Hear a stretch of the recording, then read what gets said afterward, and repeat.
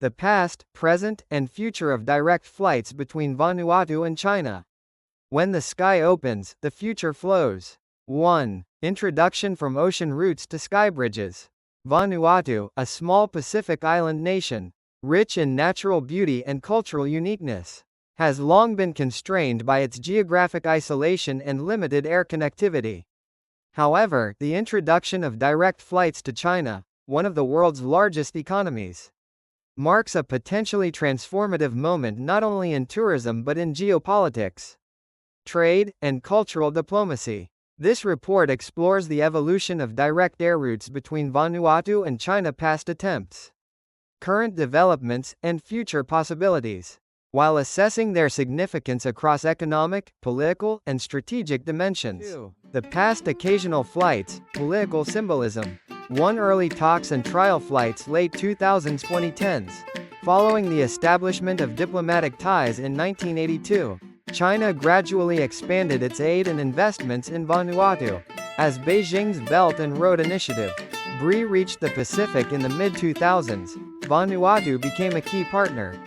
Discussions of direct air connectivity began around 2010, culminating in a trial charter flight by China Southern Airlines from Guangzhou to Port Vila in 2015.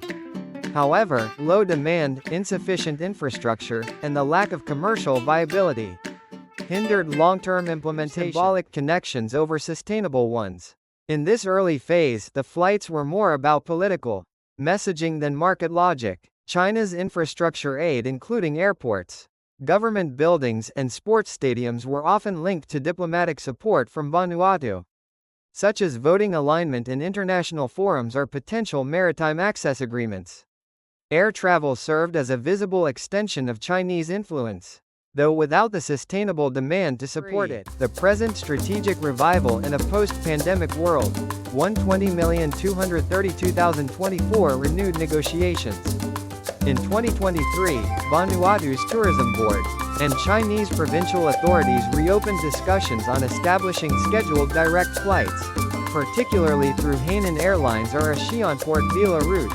The backdrop includes Vanuatu's post-COVID recovery strategy, focused on revitalizing tourism, and China's broader regional engagement, especially in Pacific Island nations.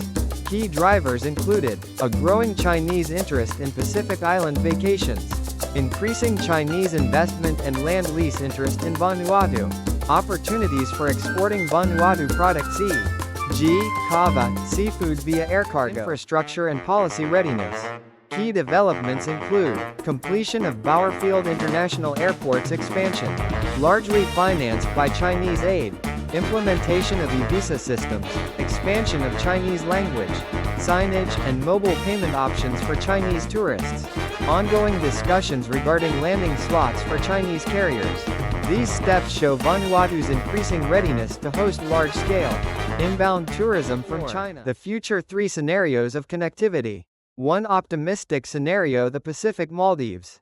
Under this scenario, regular direct flights 23 times a week are launched between China and Vanuatu, leading to the creation of a tropical resort belt, stretching from southern China through Hainan to Vanuatu. Outcomes may include a major boost in tourism revenue and job creation, increased real estate development and investment inflows, strengthened aviation partnerships, such as codeshares with Air Vanuatu. Neutral scenario: symbolic, not transformative. Flights are launched but operate below capacity, under 100,000 passengers annually, primarily used by wealthy Chinese investors or diplomats. The route becomes symbolically important for bilateral ties, but with limited local economic spillover. Operational costs may become a burden for Vanuatu, if not balanced by demand-side policies. 5. Strategic recommendations: turning connection into opportunity.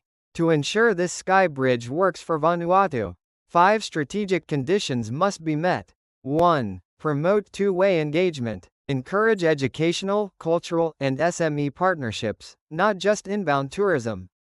2. Strengthen national aviation capabilities. Stabilize Air Vanuatu, expand its fleet, and pursue codeshare deals and joint tourism packages. 3. Implement clear investment rules. Ensure foreign capital, especially in land, resorts, and transport, is transparent, lawful, and sustainable. 4. Diversify tourism offerings. Shift from all-inclusive, mass tourism to high-value, eco, adventure, and cultural tourism models. 5. Balance regional development. Expand tourist infrastructure and flight services to outer islands, like Santo, Tana, and Pentecost to prevent overcentralization. 6. Conclusion: more than a flight, a strategic bridge. The direct air link between Vanuatu and China is more than a logistical feat. It reflects how a small island nation engages with global powers in the 21st century. But it also presents complex risks that must be actively managed. Now is the time for direction, not just speed. If Vanuatu can plan carefully and assertively, this skyway could become a true channel for shared prosperity, not just a highway for foreign influence.